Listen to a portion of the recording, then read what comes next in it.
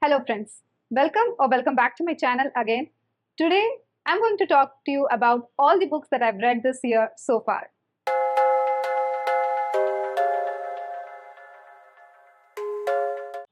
So this is kind of a quarterly reading wrap up. I have read only 8 books, so I'm going to tell you all my thoughts about this book. So without further ado, let's get started. So I want to start this video with a bang. So I want to start with a book that I recently finished and loved it. I gave it 5 stars.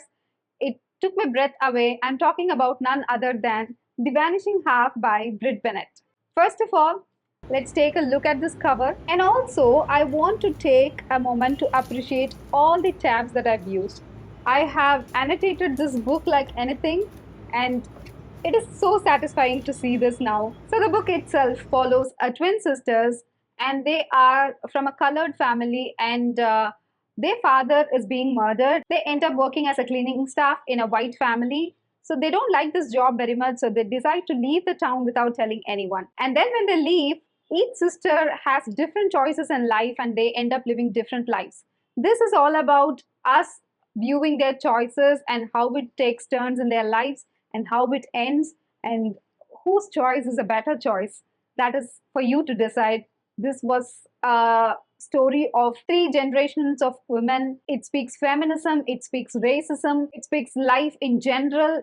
This is an experience. This isn't a book, this is an experience. I was overwhelmed with so much emotions when I finished it. I loved it so much. If there is anything that I want to recommend from this pile of books, this is it. Please do check it out. You will love it. Now that we have put away the best book of this list, I want to put away the worst book of this list too. And that is a book that I did not finish. The only DNF of this year for me is Sally Rooney's Beautiful World, Where Are You? This just wasn't for me. I don't have anything else to say. I felt the characters were so plain and so one-dimensional, and I wasn't interested in their very normal life, which Sally Rooney usually does. She creates stories about very normal people and make it interesting.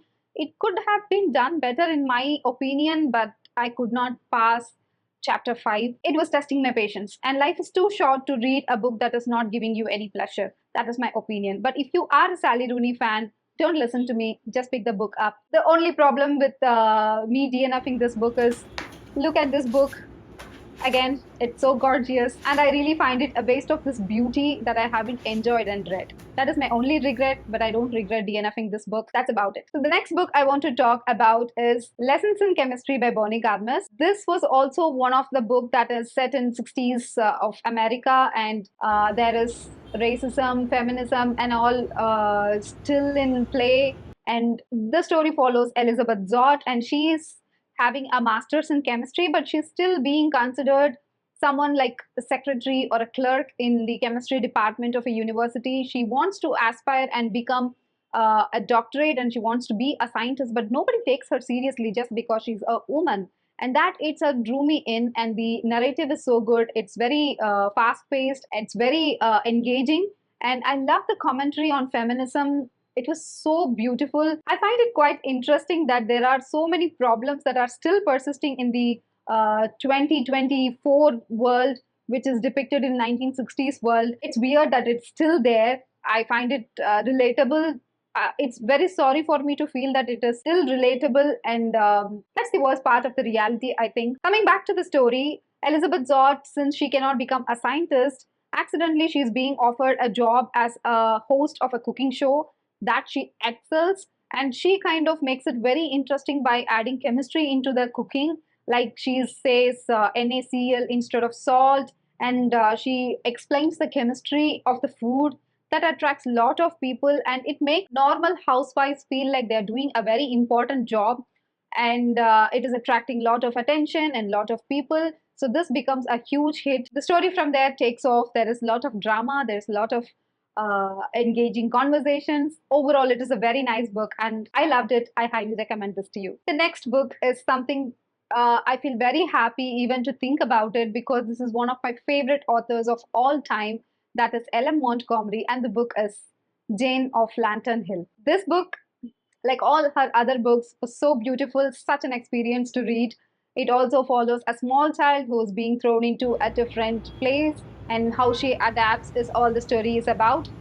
In this world, we follow Jane, who thinks her father is dead, and one day she finds that her father is not dead, and her grandmother and mother have been keeping it as a secret. And she is supposed to spend one summer with her father, and she's kind of reluctant about it. She hates her father for leaving her, but she ends up having a beautiful relationship with her father. Every summer, she's staying there, she's making new friends, she's having a wonderful life because her grandmother is kind of a control freak. So she doesn't have any fun at her home. But with her father, she has all the freedom. She learns how to cook, she learns how to maintain a home, and she loves how to befriend a person. It's also beautiful. It has a lot of letters like Emily of the New Moon series.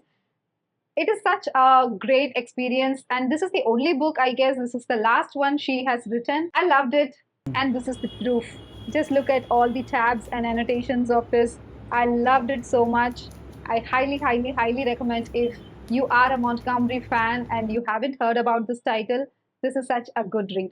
But I would suggest that you read Emily of New Moon series first before you read the Jane of Lantern Hill, because that is much more wholesome in my opinion. The next book I want to talk to you about is, I'm kind of surprised. I read a lot of fantasy, but this year this is the only fantasy that I read, but that demanded the most of me because it is 600 plus pages long, and it is The Grace of Kings by Ken Liu. This story is a high fantasy. It has 4 books in that series. It was a tough job to finish the first one. Don't mistake me, it is a wonderful story, and I intend to continue reading all the other books. I just loved being in this world. It was so superb. The story itself follows a lot of small kingdoms which is being united by one single king, and that king, after uniting everyone, kind of dies. And after that, everything becomes chaos, and there is war, and people are fighting for their kingdom, and there are love. There is so much of beautiful emotions in it, which I loved. Most of the time, I don't remember the character's name, but nonetheless, I enjoyed so much being in this world. This is one of the best books that I've read so far, and I am pretty sure that this is going to top in my top 10 list of 2024. So the next book is the first book that I read this year. It is a Greek retelling, and that is Athena's Child by Hannah Lynn. So this story follows Athena and Medusa. Medusa kind of takes refuge in Athena's temple. Athena is a goddess, if you don't know. And Medusa one day finds herself as a victim of Poseidon's lust. But Athena comes over and she mistakes her. She turns her anger on Medusa and curses her. She becomes a monster with a lot of snakes in her head. And she is being sent to exile. Meanwhile, Perseus, half god, is being sent to kill Medusa. And what happens after that is all the story is about. This is a very short book with around 150 pages. So the entire story is jam packed with adventure, emotions, betrayal, everything. All the drama you can get from a Greek story. So this is one of my favorite books of all time now. It was so great. I enjoyed reading this, and I devoured it within 2 days or something. It was so good. If you're looking for a Greek mythology retelling that is short and sweet and power packed, I would suggest you to pick this up. Okay, the next book is a classic that I buddy read with my best friend, and it was quite an experience. I'm talking about a book that is written by Mark Twain, and the book is Adventures of Tom Sawyer. I always wanted to read classics. I was a little bit hesitant because of the language and everything. I've read only few classics in my life. I want to broaden my arena in that, and I picked this up.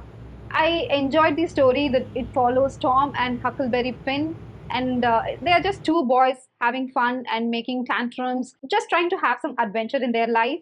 And one day they kind of accidentally see a person murdering the other person, and it becomes the talk of town, and a false person is being convicted for it, and they still keep everything to themselves. Apart from seeing a murder, they go and find treasure, and there is a lot of adventure to it. Everything happens in the summertime, and they go on into a cave, they go on for boating, and I feel like this book is very perfect for summer. I found the language to be very hard initially. After that, it was okay, but still it is a kind of a story which is very perfect to listen to if someone narrates it to you rather than reading it. I don't know if I'm making sense, but that is how I felt. I would have loved to listen to this kind of adventurous story when someone is narrating to me rather than reading it, because I found the language to be a little bit hard. And we cannot blame it. It's very, very old, and the kind of English they spoke was very different from what we are speaking today. As a story, it will always stick to me, but I wouldn't prefer reading Mark Twain again just because the language is a little bit hard for me. The last book in this video is going to be a book that I've already spoken about, and that is none other than The Fury by Alex Michealides. And look at the tabs. Once again, I found it very, very entertaining and enjoyable to annotate a book. And this year I've been annotating a lot of books, and I'm having quite the fun out of it. So my annotation obsessions apart, this story follows Lana, who's an ex-movie star, and she's one day inviting all her old friends to her private Greek island, and she kinds of get killed. And one of the friends is telling us the story how she's been murdered. This is a kind of a different narrative. You kind of know the climax, and you're leading up to the known climax. I have read all the titles that Alex Michealides has written. I wouldn't say this was the best of his work, but still it was an enjoyable read. There is an island, there is murder, there are pretentious group of friends. What else you can expect from a thriller book? It was perfect in the sense that it has all the elements, but it wasn't the most perfect book of Alex Michealides. So if you are looking for a thriller and to have a good time, just pick this up. But keep in mind that this narrator is going to get to your nerves.